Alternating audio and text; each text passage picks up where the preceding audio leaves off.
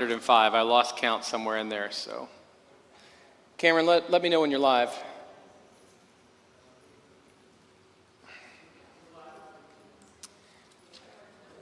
All right. I want to welcome those who are online with us, joining us, and welcome to you all. We have a few minutes before the authors are going to join us on Zoom. But before they do, I thought it would give us some time to just, have a little bit of discussion and be ready for them when they get here. In the conversation, if you're watching online, you'll be able to write questions and comments in the chat or comment, and Cameron will share those with us. And then if you have something you want to engage the authors in, you will have to come up to this mic and face them that way. Any questions before we get started? How many people in here lost power? How many lost sewage? How many had flood? So the layman's in the back had a flood, so let's give some extra love to Russ and Lois. And David, will you open us up in prayer for this book and all that's before us? Here, hold on.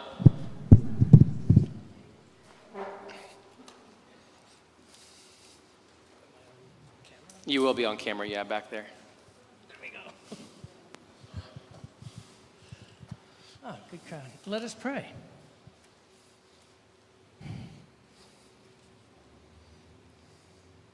Gracious and loving God,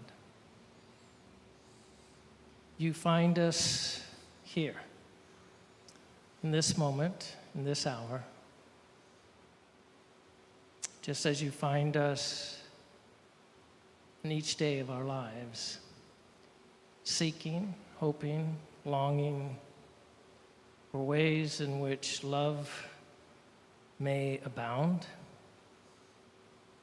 ways in which we may be of service with that love, especially in these days in which our friends, our neighbors have been so impacted by this storm Helene. We would ask through not just our prayers, but through the ways in which we touch and hold, embrace one another during these days, that we may find that in such ways and actions, your love, your grace, that we may continue to abound with hope. So bless this gathering, we pray, that in the hearing of the conversations and questions and dialogue that takes place here this evening, we may find ourselves uplifted and upward. In the name of your Son, Jesus, we pray it. Amen. Amen. Thank you, David. Cameron, you'll let me know when they come in? Great. All right. To give us some time to prepare for them, again, if you want to search your book for a quote you want to share with them that was impactful, if you have a question, you want to jot it down so you'll be prepared to engage with them, we'll do that. Anyone have anything they want to just share for the good of the group? Yeah, hold on. Why don't you come up here if you want to share, and that way you can face everyone, and people online will be able to hear you as well.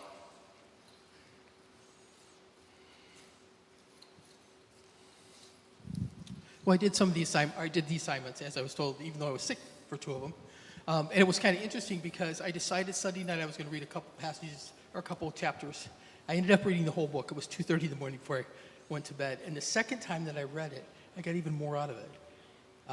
I know we break it up for a reason, but it flowed so much more for me, and I was so blessed by some of the stuff that we didn't even get a chance to talk about. So I'm going to recommend, if you can do that, sit down and read it a second time, because I came up with a whole bunch of questions for myself. And I'm meeting with you next Thursday, or tomorrow, actually. So I have some questions for Pastor, too. So that makes it kind of nice. Yeah, awesome. Thank you. Thank you, Christopher. Anyone else want to share for the, yeah, I'll bring it to you. No, I just want to say that if people are sharing, it would help if you talk a little more slowly because sound gets garbled as it travels. All right, we'll make sure everyone is real clear when they share. Anyone else? I didn't really understand this. On page 74, God can't work against his own purpose. I really thought about that a lot, and I'm still need more help on that. That's a good one to underline and try to stump the people who wrote it. I agree. Anyone else before I jump in? One thing that Allendale has a lot of diversity. You know, when people from the outside think about Allendale, they think we're a monolith, right? That we're all exactly the same. We're all like, radical leftists, and that's even how he would say it, right? Radical leftists. But really, Allendale is very diverse within a lot of different ways how we see the world, and including how we understand who Jesus is. And that gets to the word of Christology. And so one of the questions I'm going to engage with them on and have them both reflect on is, they both come from a place of higher Christology. Doesn't mean better Christology. It's just a way of talking about those with higher Christology view Jesus in a more divine light, right? And all the things the creeds say about Jesus. And then we have a lot of people that are a part of Allendale that, think that Jesus was a prophet and a teacher, and definitely, someone that we follow, and maybe believe some of the things that the creeds say, but more metaphorically. And so this book kind of hit across the middle for people, no matter where they were on the Christological spectrum. Really engage with this text, and I want to hear the authors reflect and see if they even had intended for that or imagined that.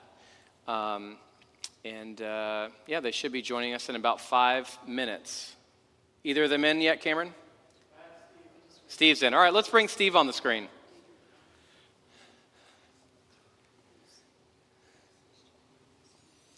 Well, hey, Steve. Hey, Andy and everybody at Allendale. Good to be with you. All right, we're going to do what we do in the children's sermon. Cameron, if you can put our camera on all the people here. All right, let's wave at Steve. I see everybody, yes. Steve, you're supposed to wave back. Hey. No, your camera's back here. Yeah, I have a camera here that he can see me with. I see. Yeah. Cool. We're real Cool. fancy. All right. I can see that. And we're adding in Paul. Yes. So let's welcome Paul. Oh, Cameron's going to make him big. Hold on. Hey, Paul. Hey there. There we go. All right, everyone wave at Paul. Yep, there Hey we there, go, Paul. everybody. That's great. Well, thank you both for meeting with us. This is a good number for us to have come out, especially after the storm we had. A lot of the people before you lost power, lost water, and even some of them took on water.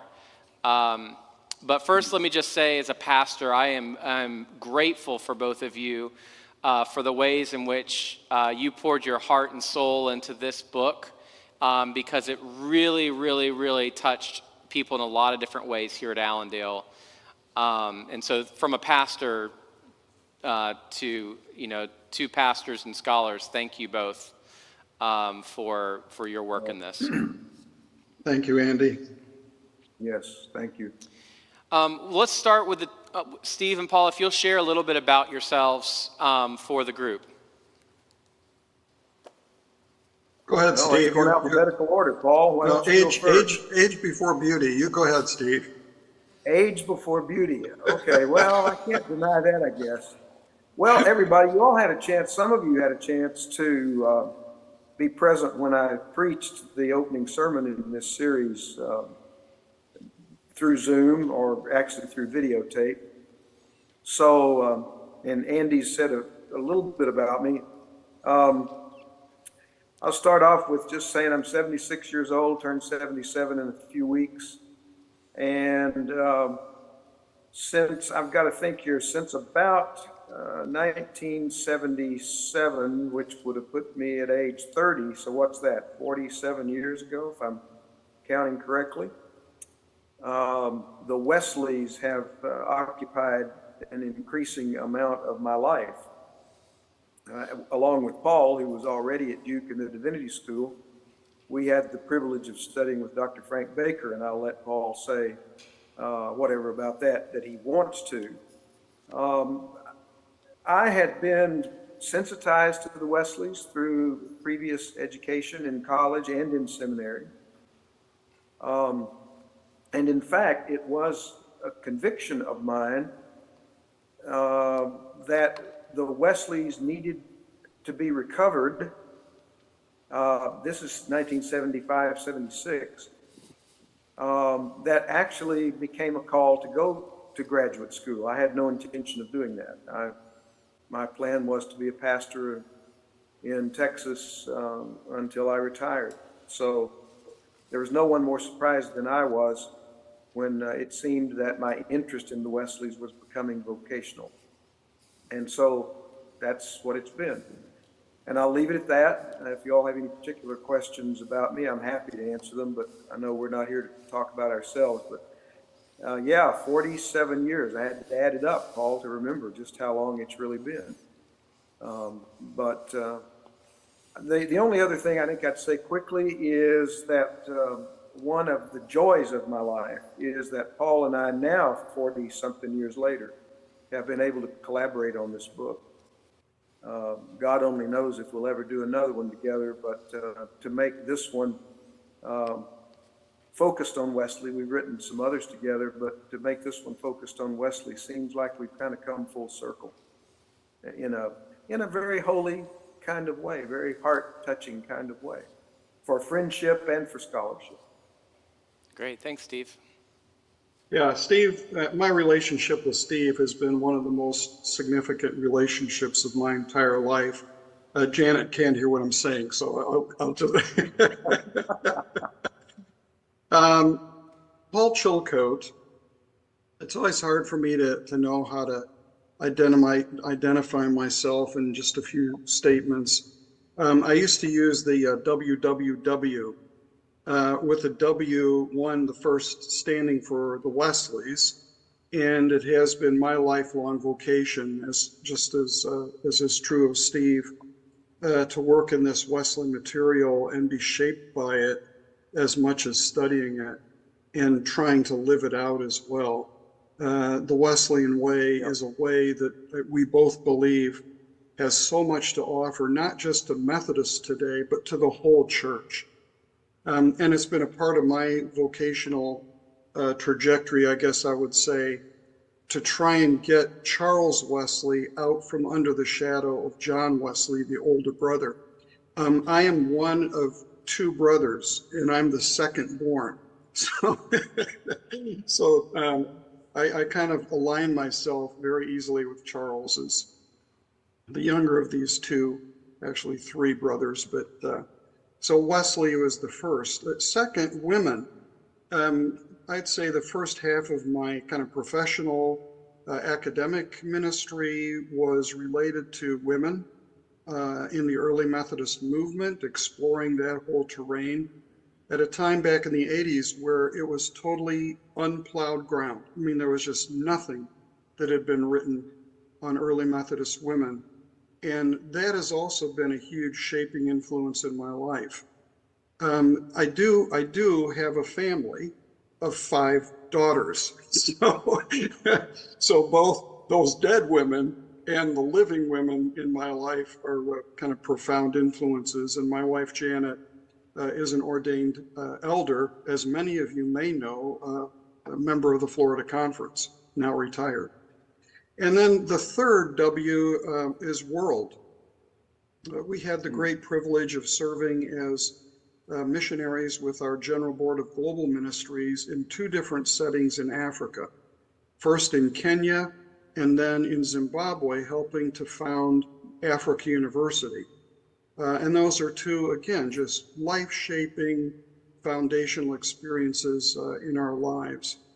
So, WWW, that probably, gets enough information on the table for you to know me pretty well. I'm also now retired, but I say none of us in ministry, or perhaps any of us in any form of life, are retired. We're simply redeployed.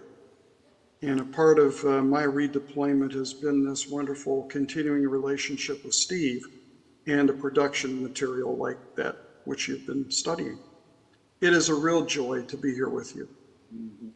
Great, thank you so much. Just to give you a little context in general, I think both of you know about Allendale. You've read about Allendale. You're aware of what's happened here over the last 9 years. Most of the people at Allendale did not grow up Wesleyan.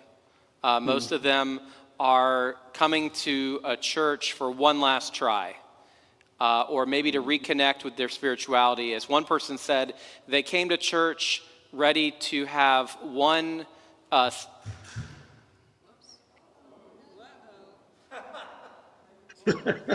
oh, they're still here. All right.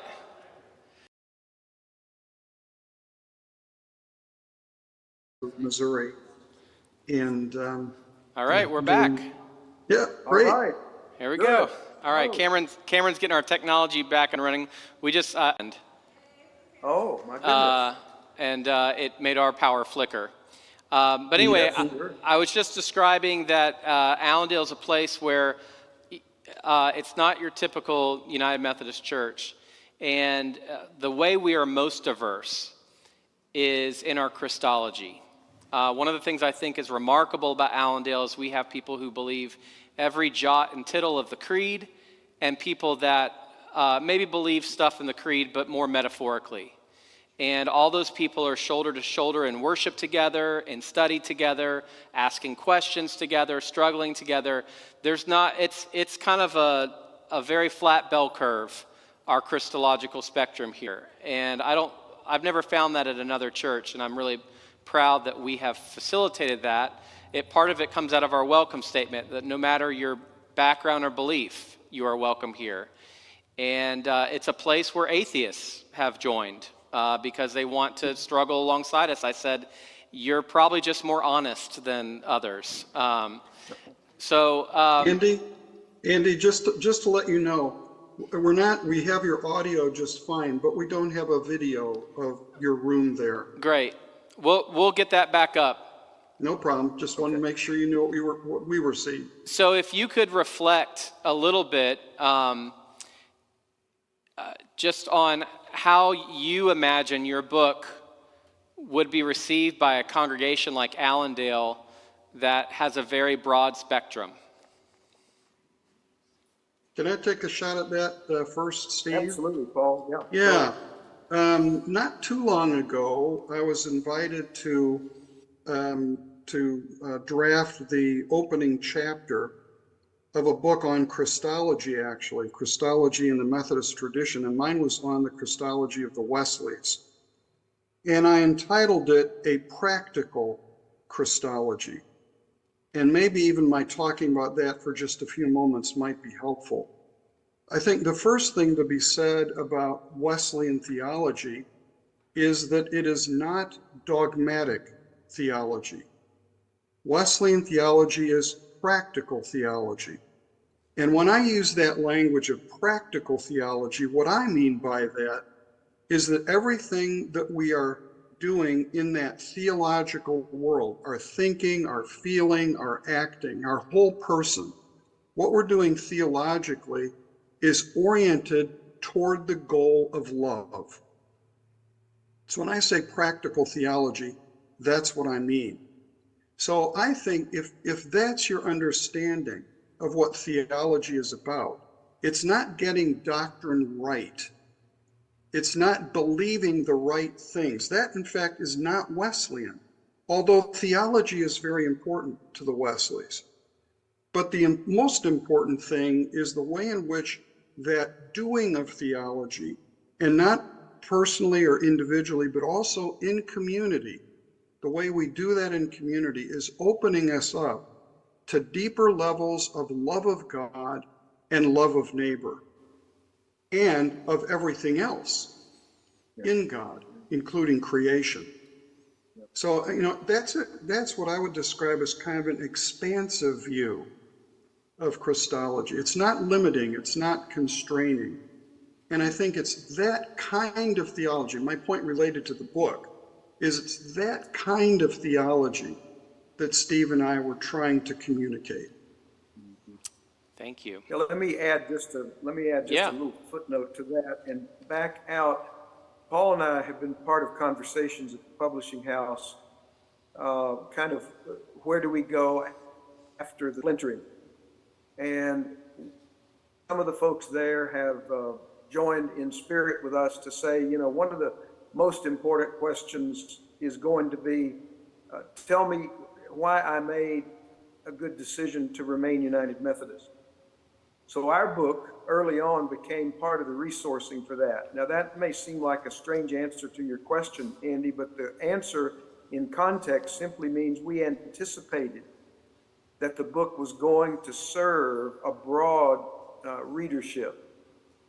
That was our hope, because those of us who are still in United Methodism are by no means of one kind. And so we did want our book to be useful to a range of people. The good news, and now it's back to Paul's question, we're kind of answering your question in reverse. The good news is the Wesleys wanted that too. The Wesleys wanted their eclectic theology of Christ and other things too, to reach as many people as possible. So we're thrilled if Upward has struck a positive note in anyone's heart. That's what we were hoping for. That's great. Thank you both for that. We've done dozens of book studies in my 9 years here. This is the first specifically Wesleyan, intentionally Wesleyan book that we have done. And I went into it with a little bit of trepidation, not knowing how it would be received. And it was the first thing we have pushed hard after COVID. And we exceeded the participation in a book study than we had before COVID. So it was very well received. And so again, thank you. I'm going to open it up for people's questions now. And then that way, that will help shape your closing thoughts at the end. I promise not to cut off anyone's mic or fact check anyone. So those are the ground rules. All right. There you go. If you have a question or a part of the book you want to lift up, if you'll come up to the mic.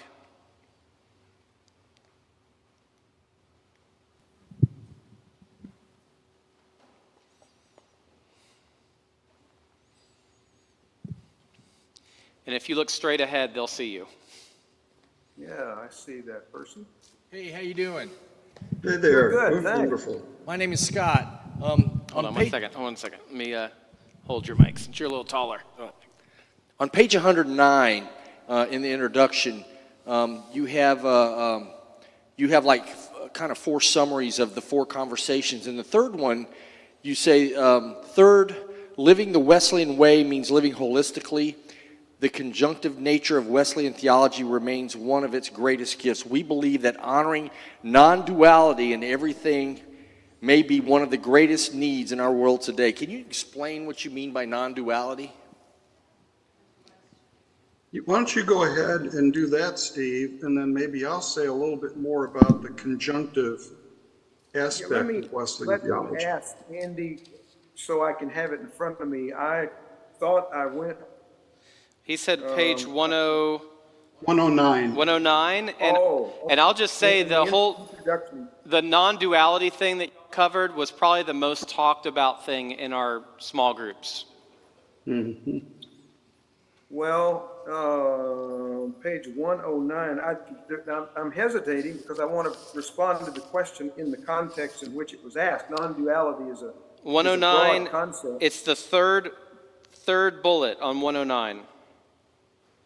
All right, thank you for working with me while here we go.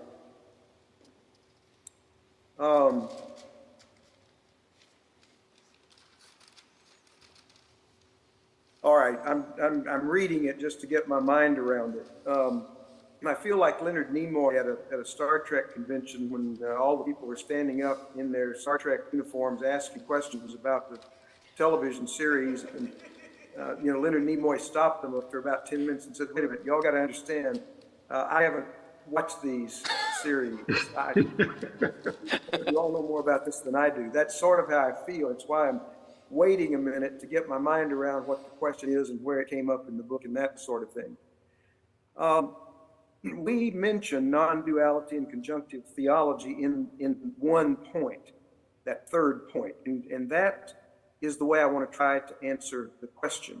Non-duality, I'll start with that and then let Paul go to the conjunctive term.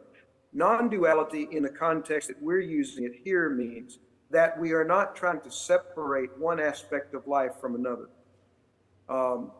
I'm coming up short on the actual verse reference, but there's a phrase that says God is all and in all. That's non-duality. That says, you don't start creating this chain of being between good, better, best with regard to life. And one of the things that we wanted to say in this book, either in this section or maybe throughout, was that the Wesleys understood life as a unit. They understood it, holistically. What is it, Paul? 5 volumes of creation theology that John Wesley produced, natural theology, quite apart from his other works. The hymn we sometimes sing, "This is my Father's world," would be certainly one that the Wesleys would sing with gusto, because the non-dual nature of life. Now, if any of you come out of other religious backgrounds, you'll probably notice this in the Buddhist concept, for example, of interbeing, where there's a mystery of oneness that exists between and among us. So that's what we were driving at in the word non-duality, and then conjunctive is sort of the Wesleyan theological way that we tried to describe that. Paul can pick up there. Yeah, let me add just a little bit to the non-duality issue. I think many people in their lives like to look at life in terms of very clear-cut either or. Yeah, exactly. It's either one or the other. So in a classic sense, in terms of the human sexuality debates of our time, you are either male or you're female. Your gender is very clear-cut. There are no variations. There's no middle ground in that. So part of in emphasizing non-duality is making the point that from our perspective, life is dynamic and much more complex than these kind of simple dualities. I think, Steve, I don't think it's in this book, it's maybe in another of your books, where you talk about the way in which we tend to think of a 24-hour period of day and night. But it's much more complex than that, isn't it? There's early morning, there's dusk toward the end of the evening, there's noonday. I mean, there are all these variations in between day and night. So quite simply, a part of the concept and the way we're using it there is to emphasize the dynamic nature of life. That life isn't simple. Life is very complex. Then to say a quick word about the conjunctive issue, and as Steve said rightly at the beginning of what he was saying, these are held together in this particular chapter in the book. in the same way I was talking about life as either or, a lot of people like theology and living the Christian life to be that simplistic as well. They want to be told, essentially, oftentimes by an authority figure outside themselves, this is right and this is wrong. Very clear cut. And by the way, this desire for dualistic thinking or for black and white thinking is kind of a language we used to use about it, oftentimes is resurgent at times of rapid change. And if we aren't living in a time of rapid change, I don't know what we're living in. In other words, when things are changing so rapidly, swirling around us as they are, most people, I think I would say, like black and white. They don't want to live in that gray, or as I would kind of prefer to say, they don't like to live in that rainbow world. If you think of a prism, refracting light into all those different colors. But our perception is, and our affirmation from Wesleyan theology, is that life is kaleidoscopic. That life is a rainbow prism. That there are lots of colors. And I'll just speak for myself, maybe not for Steve, what I'll say next, but for me, that means life is adventure. Yeah, that's right. Life is a grand adventure of exploring all those different colors, all those different images, all those different ways of being and living. Yep. And I believe that our Wesleyan heritage affirms this. Mm-hmm. So that the Wesleys see beauty in variety. Yeah, that's right. They embrace diversity. And boy, I think we need this so desperately today in a world that is just so bifurcated and binary and us against them, divisive. So this vision also, I think, has, I'm sorry, I'm talking long here, but I think this vision also has the potential of uniting, of creating a unity and diversity in the way we live our faith and in life in general. Thank you both. And, that reminded me, one of the things your book did for a lot of us is it framed and put down words to a theology we had already been living out. Because we have attempted to kind of, at least for the last 9 years, try to model and live into a Wesleyan/liberation theology. Mm-hmm. And in some ways, we are inventing that as we go, out of necessity, because one of the ways we've lived that out is to locate ourselves with people on the margins. Well, as a new group is marginalized, like drag queens, we took it on as a project to not only, be in solidarity with drag queens, but have them come share their gifts for worship, and us be blessed by the ways that they were doing that. So it required us and necessitated us to kind of invent this as we go, and your book helped put words onto that skeleton that we've been living out. Mm-hmm. So thank you. What other? Been talking. Yeah, go ahead, Steve. While Tuber comes to the mic, let me comment and say our friend Richard Hayes and his son Christopher have just recently published a book on human sexuality called The Wideness of God's Mercy. But as I've read that book, Richard is a world-renowned New Testament scholar. And what I took away from the book is not only some important learnings about human sexuality, but what I'm calling an exegesis of expansiveness. Richard talks about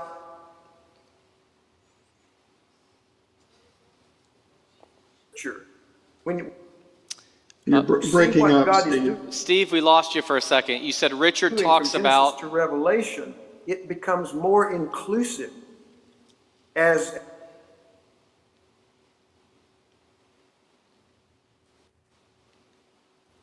Steve, we lost you for a second. I was just saying, I think that there's an expansive hermeneutic. There's an expansive way of interpreting Scripture, so that more and more people are included at the end of the story than might have been envisioned at the beginning. Although, if you look at Genesis chapter 9, where the covenant is first mentioned, it includes animals and it includes everything. So I'll stop there. Thank you. This is Dr. Kate Pravara. Thank you so much for your book. I found it insightful, and I have a quick comment and a question. But I'm at the age where I'm not sure if I will remember either of them, so I will try. My own studies are centered primarily on theology of liberation. I studied with Rosemary Ruther at Garrett Evangelical, where I finished my PhD, and so on. Wow. So Wow. I'm reading this book through the lens of a protege of Rosemary Ruther, prominent feminist theologian, and the first female feminist theologian, although, anyway, I'm losing myself here. So after I left years studying in a Methodist seminary, and then I came to Allendale, it was like I came here despite the fact that it's a Methodist church, to be really transparent with you, because my perception of the church is such that it's not a liberating church. What your book did for me, and I think this is quite a gift, was help me to see the congruency of liberation theology and the Wesleyan way. Not 100%, but in terms of the focus on action and love, living out love in the world, I can now say I'm really good with being part of a United Methodist Church now, because I see that flow between these two things. So they're not two different things, it's non-dual, if you will. Yes, I think that's right. I will stop so others can speak, but I want to make sure you heard that, because I imagine this was also the case for others who may be here. Well, it's a church, despite the fact it's a church, this is my home. And now we have some ground to stand on. So thank you. Thank you, Kate. Let me just say, I taught at Garrett for 2 summers, so it was just stepping in for a couple weeks. But Rosemary Ruther became a very close friend as a consequence of those connections, and Rosemary Keller as well, Rosemary Skinner Keller, who was dean at the time when I was there. And these connections between Wesleyan theology and liberation theology are extremely organic. Yeah, that's right. There's just almost direct connections in some way. So in my own classrooms, I've oftentimes said, if you want to see early Wesleyan communities lived out, I would say most faithfully in a contemporary setting, go to base Christian communities in Latin America. That's right. That's right. And those were so informed through Jose Miguel Bonino and other great Methodist liberation theologians. And you've just struck a chord here and identified a kind of a symbiosis of these two streams within the Christian tradition. I just wanted to add as a footnote that I wrote my dissertation on the role of base Christian communities in Nicaragua. And the focus was on orthodoxy versus orthopraxis. Absolutely. Yeah, fabulous. I'd just like to know what year you were at Garrett, because I was probably there at the same time. I was there in the mid-90s, but just in the summer. So I think it was 95 and 96 in June or July. Yeah. Okay. Maybe I'll add, I'll add just a short footnote. Yeah, come on. Because I know you all do studies, a lot of studies. The person I'm finding most helpful right now, along what we're talking about, is Miguel de la Torre at Aleph School of Theology. I've talked with some of the students who are going there, and talked with some people like David Gushy, who knows Miguel very well, and he and I have exchanged some emails, and he believes it's totally authentic and maybe even very important to understand the Wesleys as liberation theologians in their time, not the 21st century. The context is different in some regards, but the spirit of base camp and class meeting, he's doing a lot of good work right now at Aleph on the importance of being a liberation theologian in the 21st century. Hi, longtime reader, first-time caller. I have a question on page 85. I'll read it to you. You don't have to look it up. Elaine Heath calls kenosis, quote, the profound paradigm shift, unquote, that occurs in us when we realize that God, not our experience of God, is the focus of holiness. I don't know how you get to God. I mean, isn't it always our experience of God? God in itself, the thing in itself. And corollary to that, on page 48, God's promise of love finds ultimate expression in an overwhelming sense of God's presence, which I think is related to that. That's something, in my understanding, God does. St. Teresa hated her visions. She was often ticked off at God. So how does a schlub who hasn't had this heart strangely warmed, I understand, reading John and Charles Wesley, I realize they had a mystic experience like nobody's business. But for those of us who just get flashes and have not had that sort of experience, I don't know how we seek after it. And isn't our whole life, isn't spiritual growth one illusion of God dropping, and then you get a less inaccurate, a more accurate view of God, and then that dissolves, and so on and so on. That's very experiential, and I don't think you can make it happen. I think so I'll sit down now and listen. I'll hang up now and listen to your answer. Well, looking at the quote on page 85, I'll just say what Elaine was driving at that I think we were wanting to pick up on is there's a tendency to want to turn your experience of God into God. Let me illustrate it very quickly. I come out of a more conservative Methodism in my past, and I've gone to camp meetings where people would testify, I was entirely sanctified 38 years ago. And I always wanted to say, what's happened since then? See, they stopped with that experience, and they got frozen in that experience.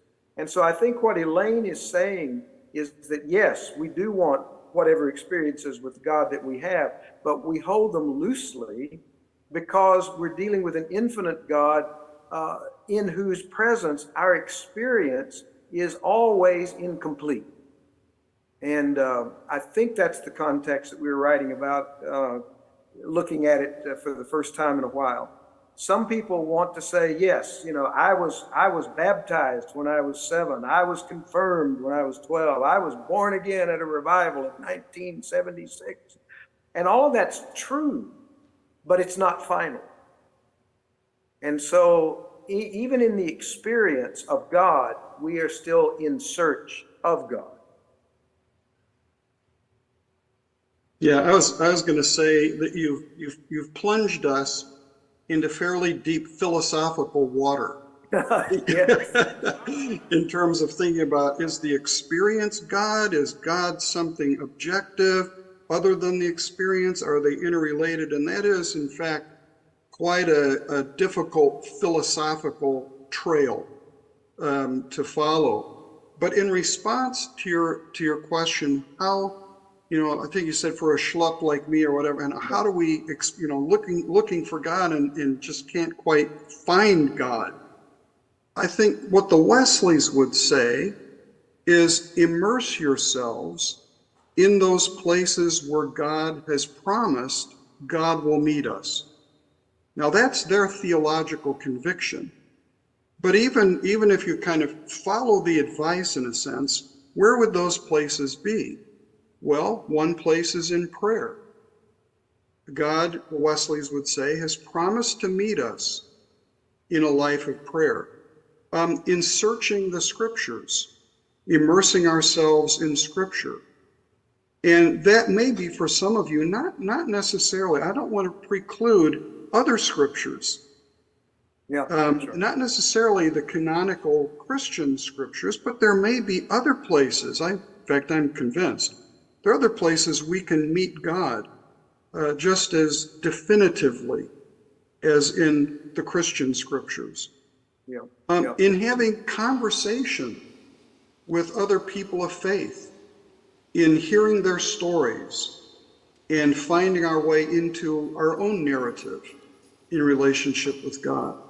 And certainly the Wesleys would say, and I would affirm as well, around the table, meaning specifically the Christian Eucharistic service. In celebrating Eucharist together, God meets us in those places as well. So, I think most of us, to be honest, long for kind of dramatic encounters with God in one way or another. Please show me a sign. We kind of yearn for that. But if I look at my own life, to use Peterson's language, it's more a long journey. It's an obedience. I'm getting the quote wrong now, but in the same direction. Yeah. A long obedience in the same direction. Seeking God. And my own experience simply tells me that when I'm seeking God in that kind of a way, God does not let me down. Yep. I can simply identify experiences along the way, some dramatic, some mundane, where God continues to show up in my life. Yep. And so I could kind of bear testimony to that in hope. Yep. And hope is such a critical category of my own understanding of the faith. Thank you for that. Great, that was a great question. That's a hard question. Yeah, I have the privilege of serving a lot of hard people. People with hard questions. I just wanted to say, and I'm gonna bring Anthony up. Anthony we were discussing this very thing, Paul, last week about when they said Scripture or Word of God, are they just talking about the Bible? And I said, I don't think they are, but that's a good question for you to ask them, and you brought it up. And so anyway, this is Anthony. Yeah, thank you again for writing this book. I was brought up Catholics, and I've been attending Allendale for a while here and didn't really know anything about Wesleyanism. I was more attracted to the activism and the lived love that experienced here. So it was really a good experience for me, although I have to confess I didn't read a whole lot of it. But I did, the one thing that stood out for me again was the non-duality, because in my process of discovering God or life truth, I became a Buddhist and took lay vows as a Buddhist, and I was brought up, as I said, Catholic. My mom was a former nun. She was unclear about why I was doing this. And I said to her that when I did this, I felt like I was becoming a better Catholic. Because I feel like a lot of the Buddhist ethics is really in line with the core values of what Jesus does. And I was wondering if in the non-duality, if at some point we have to then go beyond just the scriptures of that were accepted, approved, a couple thousand years ago by some men, without a particular agenda, and acknowledge the truths beyond that in other cultures, in writings of today, even. Yeah, my immediate response to that is that in the Wesleyan way, and that's the language I like to use, by the way, in the Wesleyan way, the Wesleys were always looking for truth. They were genuine truth seekers. And that was kind of consistent with their time as well in the Enlightenment. So they were always seeking truth. But the Wesleys embraced truth wherever they found it. And in their minds, there was never a collision, as it were, between truths with a lowercase t and the truth with a capital T. In other words, there's a consistency there. There's a resonance between whatever truths we discover in life and the truth. Now, for them, unquestionably, the truth meant more than anything else the revelation of God's love to us in Jesus Christ and our incorporation of that into our lives through the power of the Holy Spirit. So for them, there is a Trinitarian kind of understanding going on there that was important to them. So I don't want to minimize, that kind of orientation that they had. But the bottom line is, wherever they found truth, they embraced it. So Steve used the word much earlier in the afternoon and the evening here. I would just eclectic. They were eclectic. And wherever they found truth, they embraced it. One of the gifts in retirement for me, and that's 12 years now, has been the understanding of spirituality in an interfaith context. My professional life kept me hemmed in, and I don't mean that in a critical way. I mean, you just go to work and you focus on what you're supposed to be focused on. But in retirement, I've had the sacred luxury of moving outside of the Christian tradition. So each day, for example, I'm a down-to-earth kind of guy. If you knew me better, I read Christian scripture daily. Now, I'm sure I miss some days, but I can say with good conscience daily. But I've also begun reading a book called the World Wisdom Bible that was compiled by Rami Shapiro and a group of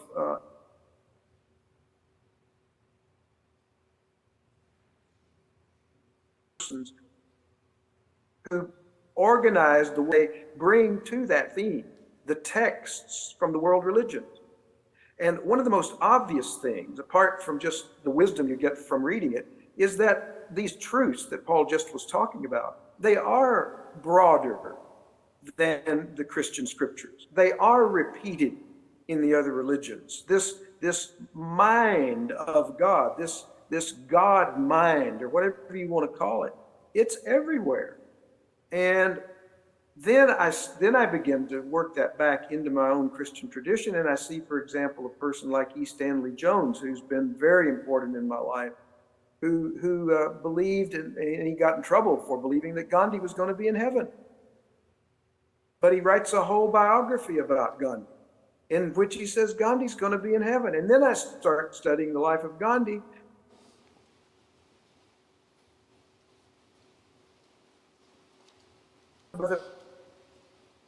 For 40 years, he read the Sermon on the Mount every day. So I think what happens to us, Anthony, is that open to see truth, we're going to see it all over the place. And I'll just stop with that. Thanks, Steve. If you are online watching, we have a couple dozen people online, and you have a question or comment, you can put it in the comments, and we will have it read live here for our authors to weigh in on. Who else has something they want to lift up? Come on up, Tony.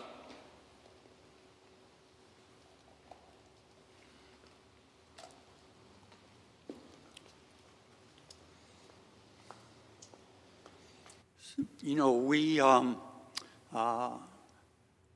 see how Jesus lived. We see the things that he did, some of the relationships he had. And I think on 160, you write that Jesus lived the abundant life. Can you expound on that for me, please?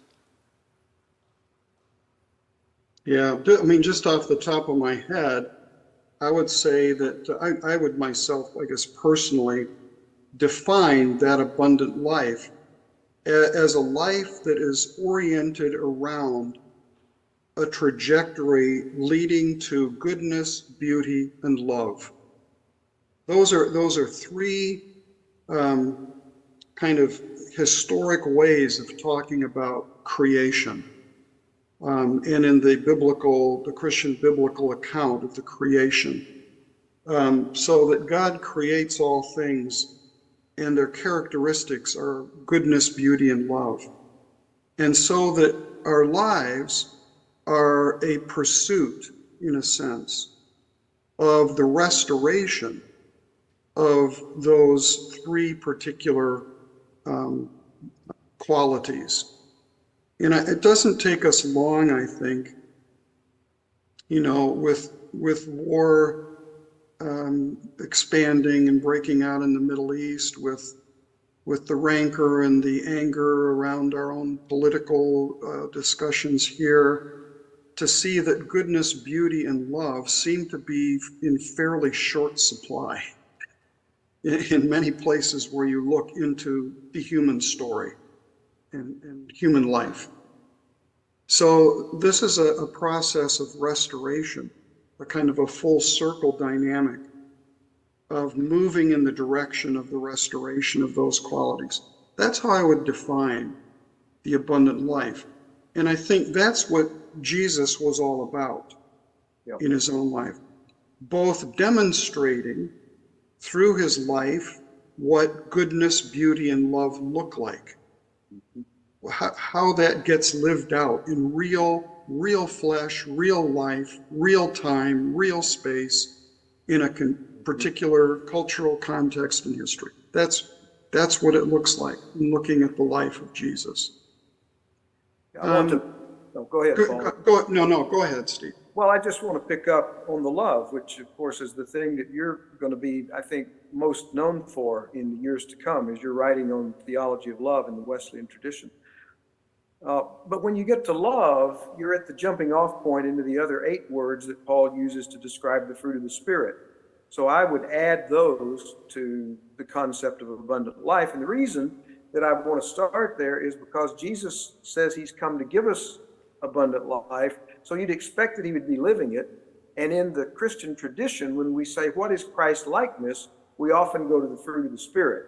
So goodness, beauty, love, then joy, peace, patience, kindness, goodness, gentleness, faithfulness, self-control. Now then, I'm going to add very quickly that I personally believe when you look at the Gospels, you've got to step outside of what I might call the theological virtues, or whatever they would be called.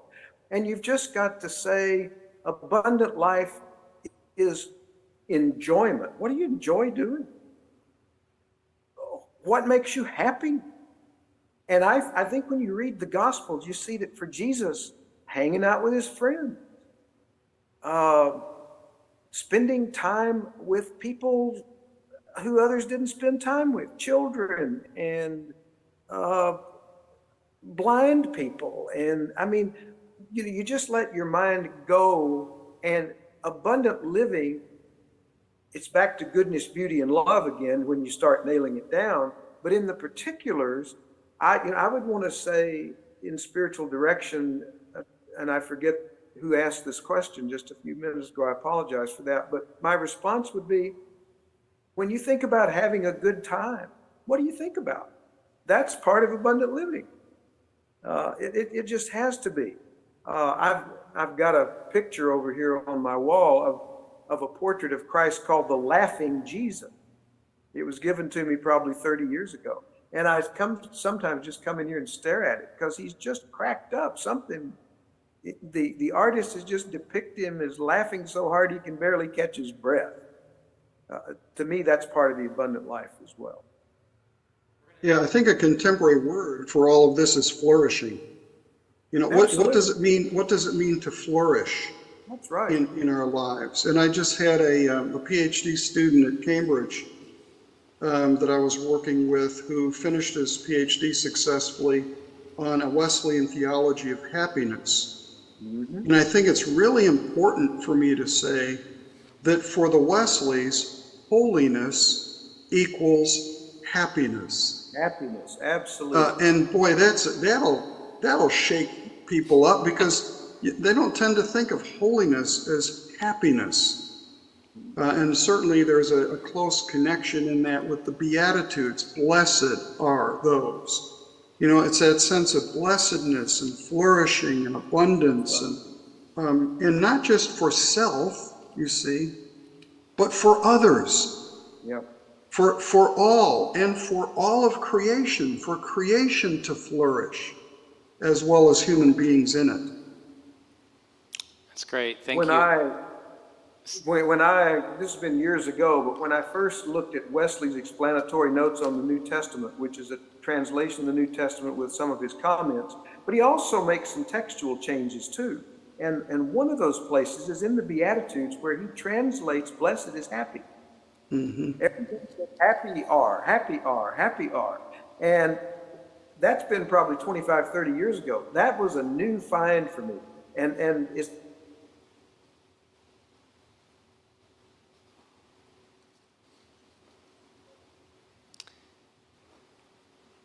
We lost you again, Steve. in fact, after Wesley read Thomas à Kempis, his critiques was he couldn't find this, and happiness was always crucial for the Wesley. Thank you, Steve. I'll just share quickly that the clearest picture I've had of abundant life was watching this community here at Allendale. When I got here, it was struggling in attendance and about to close. To watch people give things up that were important to them, power, committee positions, the type of music they liked, the type of people they thought should be in a church. As they start to release and open up, that's when I saw the abundance come. They had to give things up. And then that's good. As we started to glimpse beloved community here, I really started to see abundant living for the first time in my life. This is Reverend David Franks. David is our minister of pastoral support, but he is connected to CalNav and was part of the 69 clergy that officiated the wedding and got brought up on charges way back when. But he is retired and here with us, and he's going to have our final question, and then I'm going to invite y'all to give some closing comments. Redeployed, not retired. That's right. Yeah. I've had, through the evening here, our discussion, so many questions, and each time I'm about ready to ask it, you all engage in the question I'm asking. So I have a last question in mind, and it kind of goes a little bit back to Christology. And it goes to the why question, especially in the face of suffering, in the face of tragedy. In terms of the pastoral response, of course, is, for me at least, it's not often an attempt to answer the why question as it is of how to respond.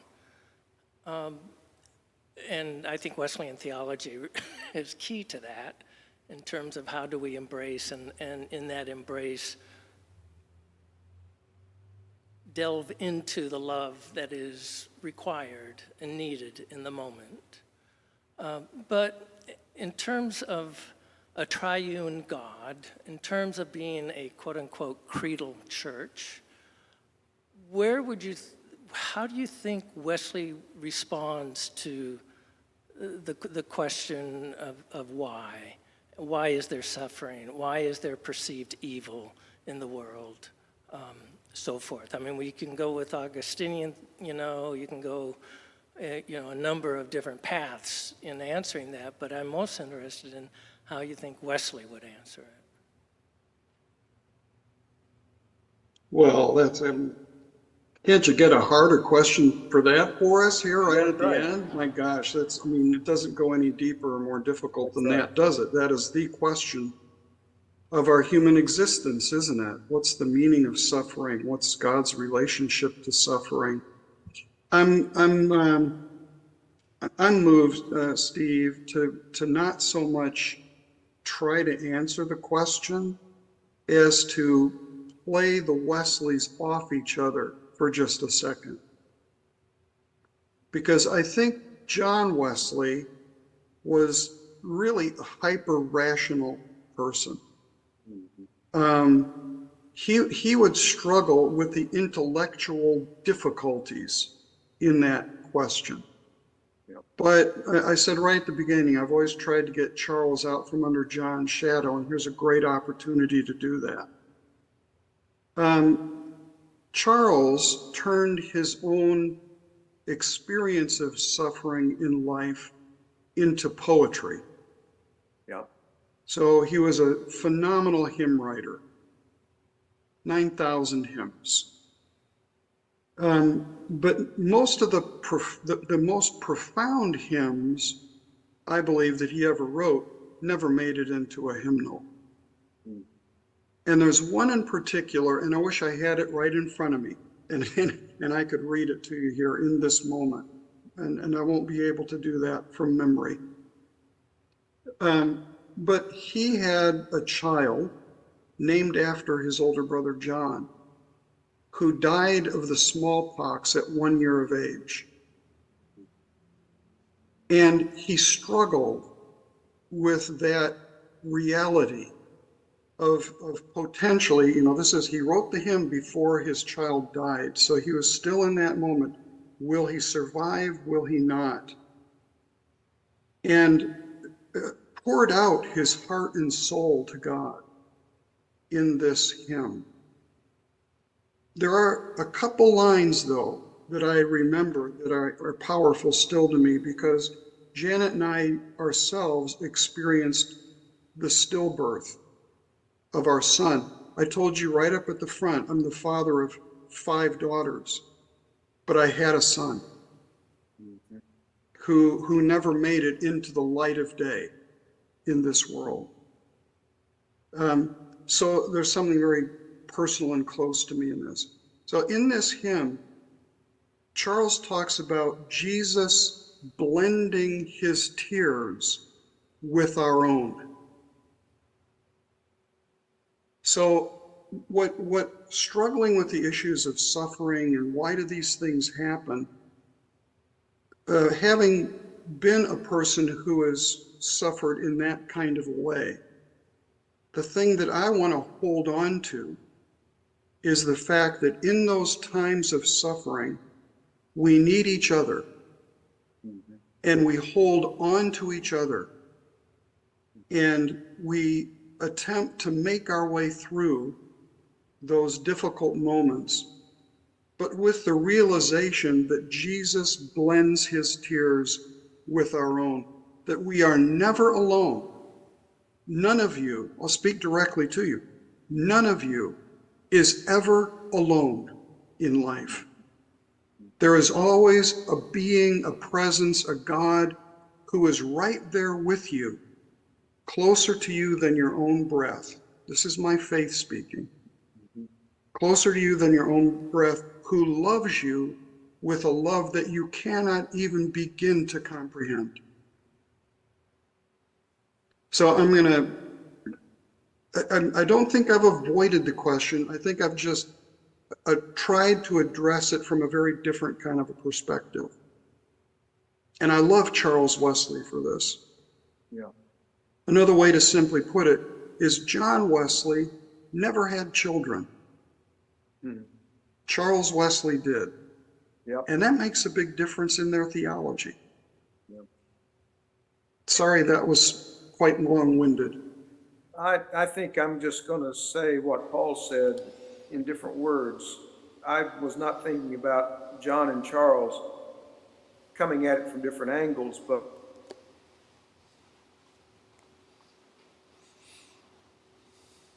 that I come at it from different angles in my own personality. On the rational side, I'm going to be honest with you, in light of what we've seen in the last week or two in the southeastern United States, what's happening in the Middle East, the famine in Sudan, we could go on and on. I don't mind saying to you from kind of a theological crassness, I think God's got some splaining to do. Now, by that, I don't mean that God's playing hide and seek in the universe. I just mean there's mystery. So that's the first thing to me in the why question. And I go to the Psalms. The word why comes up a lot in the Psalm.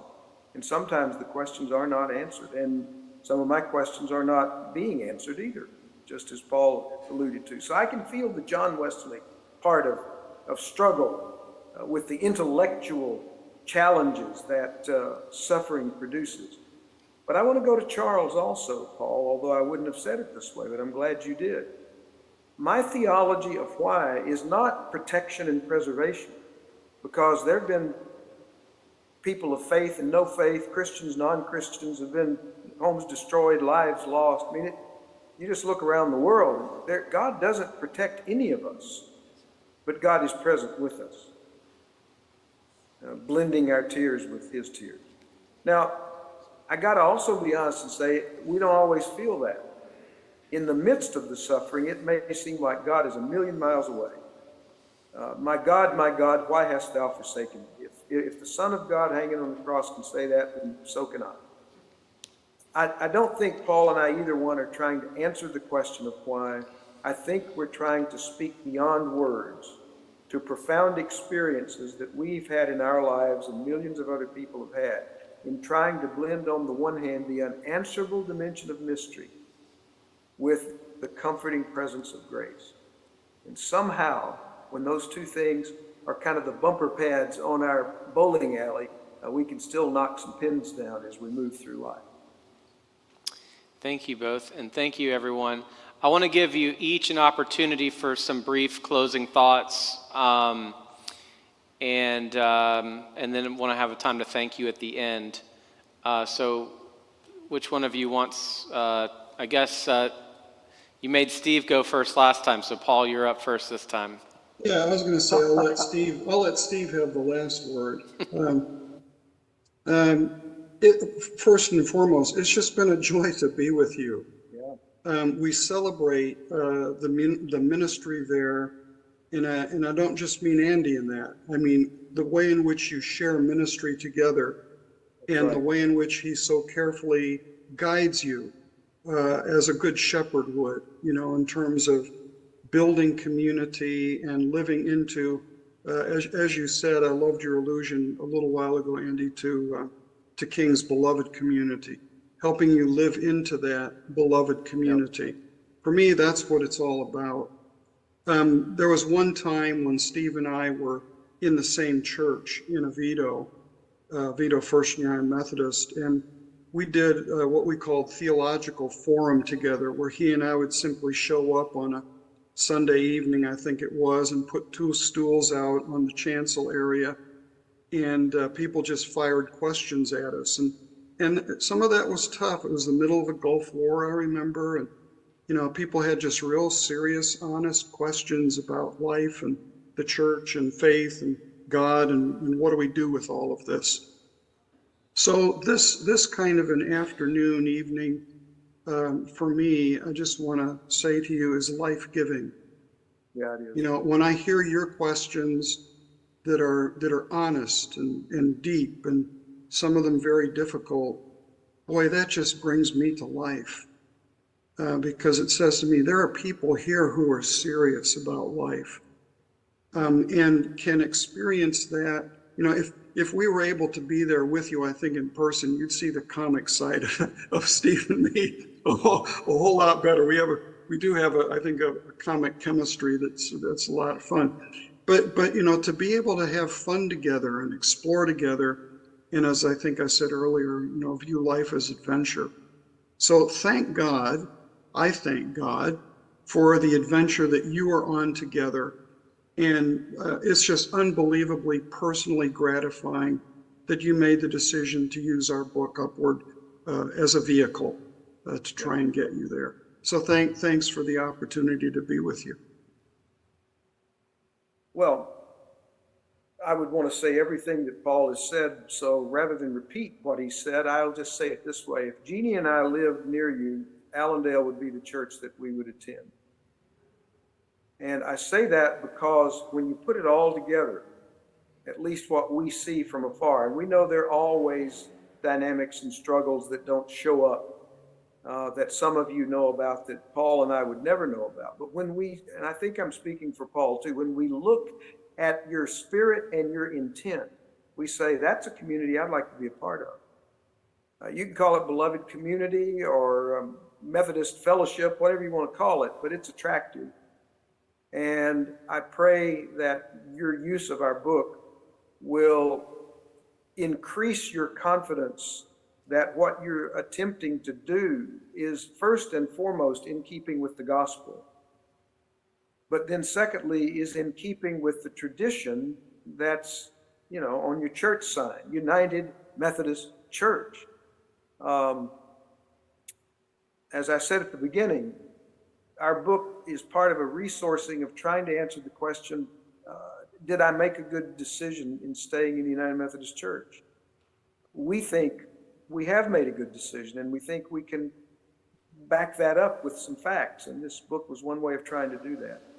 But way more than that is just the life together that you're experiencing that's so attractive and winsome that we can only hope that something in the book has made that even a richer experience for you all at Allendale. Let's give them a word of thanks.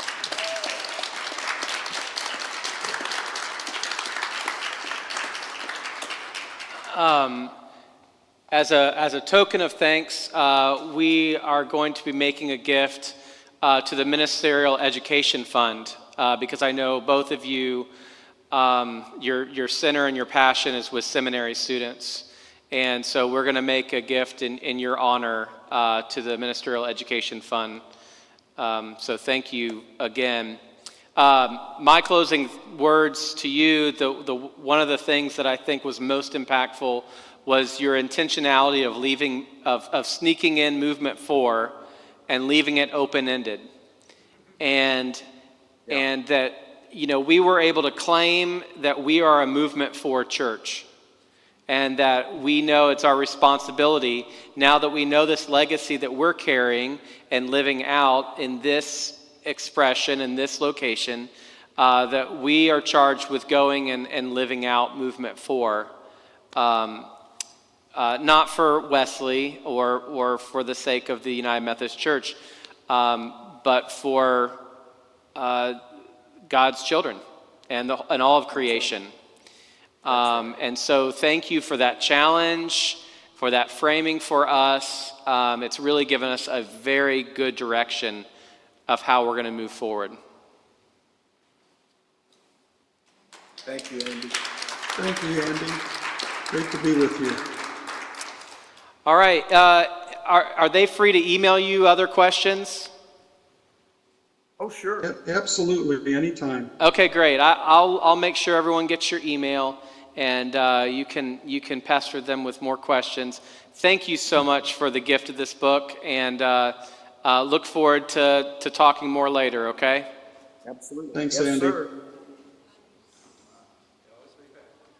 Thank you all. Are we offline?